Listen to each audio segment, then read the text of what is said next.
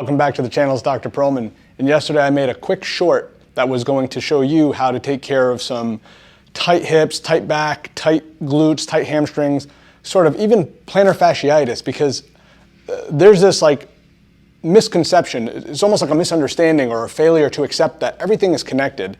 And if you've watched some of my videos, or certainly if you've been a patient of mine, I talk a lot about fascia pulling and fascia contracting.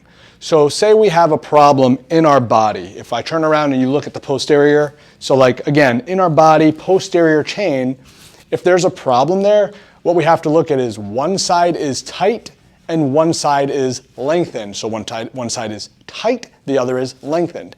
And so what happens is you get this fascia pulling that starts really from the base of the skull and goes all the way down through the feet. So what I want to do is show you my routine that works really well for me. The first thing we're going to do is we're going to get ourselves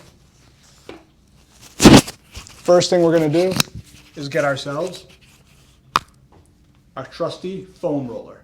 And I like the ones that have the embossing because it's going to get into our skin and our fascia and our muscle a lot better than just having something flat that's just mashing and mushing. So you can manipulate, and that's exactly what we're trying to do here, the way we do things. So we're going to start off, not the lower back, but that lower thoracolumbar, and we're going to kind of tweak back and forth and start to unwind some fascia. The further up we go, the further up the shoulders go. Open the shoulders and try to get extension in.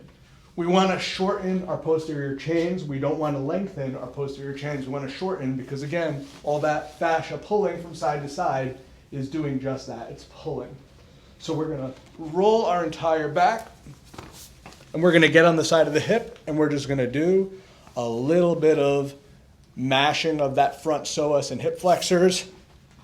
And we're going quick and dirty and making sure it's a good hurt. We don't want to create an injury by doing this. It's a nice routine to just sort of get that preliminary mash and go.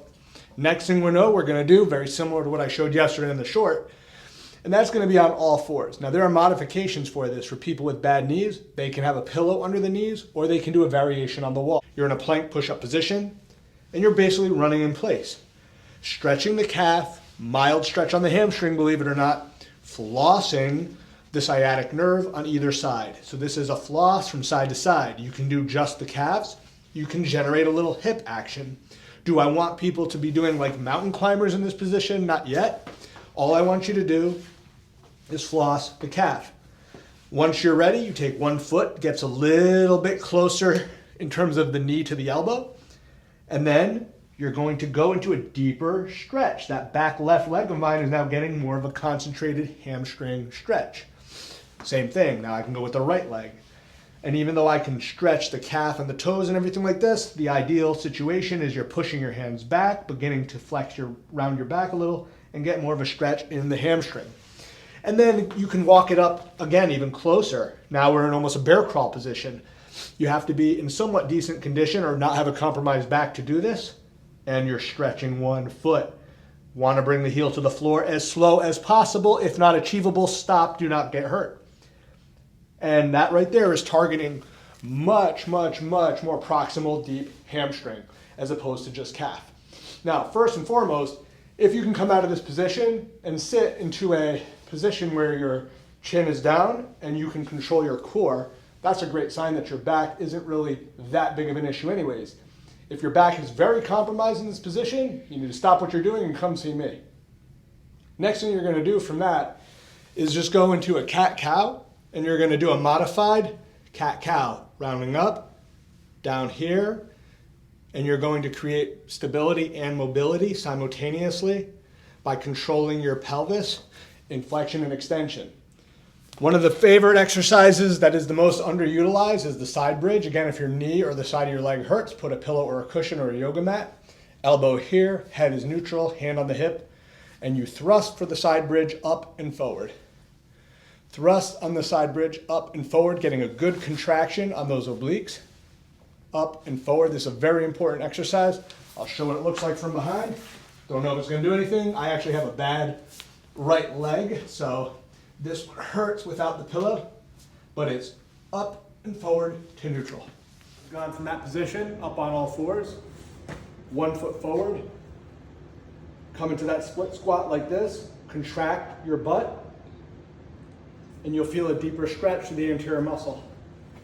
Again, knee down, plant the knee into the ground, hip comes forward, arms come up. They can be here if it strains too much. Again, what they call the ATG split squat, contract the butt and you'll feel it much deeper pull in the front. Last thing you're gonna do, you could do it first, but I like having my sneakers on. Jen, you can go ahead and capture my foot here. You're gonna come up on this. You're gonna roll the fascia on the foot. Again, anything that leads to prolonged stretching is gonna aggravate and stretch already stretched, elongated tissue. So you wanna compress. You want compression and motion in the end of the day to fix any joint. So the way long-term you're gonna stimulate and activate joints to actually be better is once you've done some of these exercises, it's focusing on things like a squat. It's focusing on things like a lunge, and then we focus on more things like a active push-up, cat-cow, bird dog, and things like the side bridge. I know that was fast, but I wanted to get you from the idea of like going through progressive motion of stretches that are good and safe and sound for the back, and then being able to go into compression and motion kind of exercises. Have a great day.